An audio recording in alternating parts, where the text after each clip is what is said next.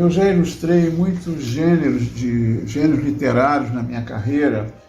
Eu até gosto de fazer livros bem diferentes, procurar estilos diferentes para interpretar o texto, mas eu confesso que eu tenho uma preferência muito especial pelos contos de fadas e pelas histórias clássicas, não só pelo aspecto emblemático desses contos, pelo seu caráter eterno, mas também pelas possibilidades plásticas que eles oferecem. Então, por exemplo, ilustrar a Bela e a Fera, como eu fiz, esse livro foi um divisor de águas na minha carreira, uma espécie assim de um antes e depois. E depois, principalmente pelo fato de ter ilustrado o livro unicamente por imagens. Não há nenhum recurso fonético. A seguir o Chapeuzinho Vermelho, que eu trabalhei com as origens da história, quer dizer, a primeira versão de Perrault, de Charles Perrault, inclusive que a própria história ela é bem diferente da Chapeuzinho Vermelho que nós conhecemos. Aqui o lobo devora a vozinha, depois devora a Chapeuzinho Vermelho, não tem caçador, não tem abriu a barriga, tirou, nada disso. É uma história realmente que poucas vezes você encontra na literatura um texto tão pequeno e tão significativo, tão simbólico sobre a alma feminina. Então, há também esse aspecto assim, do simbolismo que os contos de fadas têm, que para mim é um fascínio, eu tenho um fascínio em desenhá-los, porque são histórias atávicas, são histórias que se originam na noite dos tempos. Aqui no caso é a Bela Adormecida, que na verdade é uma poesia do Álvares de Azevedo, que eu achei que se parecia com a Bela Adormecida. Tem inclusive um outro nome, mas ela tem todo o segmento da Bela Adormecida. Outro conto também, que eu acho que às vezes as pessoas acham que não é conto de fadas, que é o Barba Azul.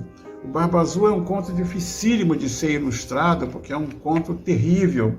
E tanto é que nessa história eu usei um outro tipo de lápis. Nesse livro aqui, esses três contos que eu me referi, o João e Maria, Chapeuzinho Vermelho e o Barba Azul, eu fiz com um lápis com maciez diferentes. Justamente essa procura que eu tenho de representar uma imagem de acordo com a palavra. Realmente, aquilo que estimula o meu trabalho é a palavra. No caso aqui já é um conto clássico, Romeu e Julieta. Realmente, isso aqui é eterno. Enfim, haverá sempre um espaço para uma história como Romeu e Julieta. Esse aspecto de eternidade, de perenidade, é aquilo que mais me seduz ao ilustrar um conto de fadas e uma história clássica.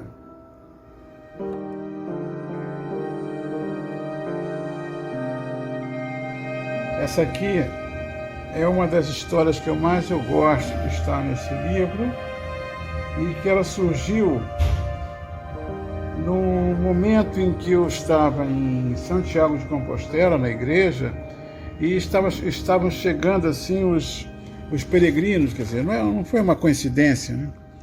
E é a formosa Princesa Magalona, é uma história do século XIV, é uma história ibérica, apesar de que eu recebi uma informação de uma professora de uma universidade francesa que essa história seria de origem francesa e não ibérica.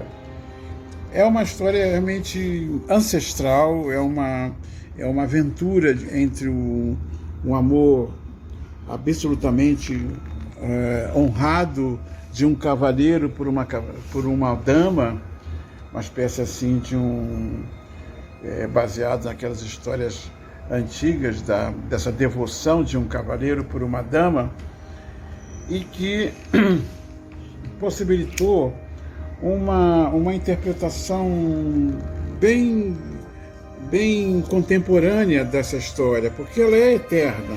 Essa é a grande vantagem de você ilustrar um conto clássico. O conto clássico, ele não tem época, ele é eterno, ele daqui a 200 anos ele é contemporâneo. Não há como você, eu vou modernizar, eu vou fazer uma leitura, uma releitura. Não tem que fazer releitura, porque aquele conto já tem todos os componentes dos nossos tempos. É a história, essa é um exemplo clássico de uma história que ela atravessa os tempos e será sempre atual, que é a história da Princesa Magalona, da formosa Princesa Magalona. A outra história é da Melusina, que é uma história clássica francesa, essa é francesa, também de amor, né? Isso é outro dado importante dessas histórias, que elas tratam o amor de uma maneira muito simbólica, muito honrada, muito digna, muito, assim, bem diferente do que hoje em dia nós vemos frequentemente a representação das relações amorosas. Isso me seduz muito como ilustrador e também como criador de histórias. Porque você para criar uma história, você pode recriar uma história, mas você tem que ter uma base no passado. O passado é sempre um fundamento. Quanto mais, se alguém quer ser contemporâneo, tem que preservar o passado. Não existe você ser contemporâneo sem preservar o passado.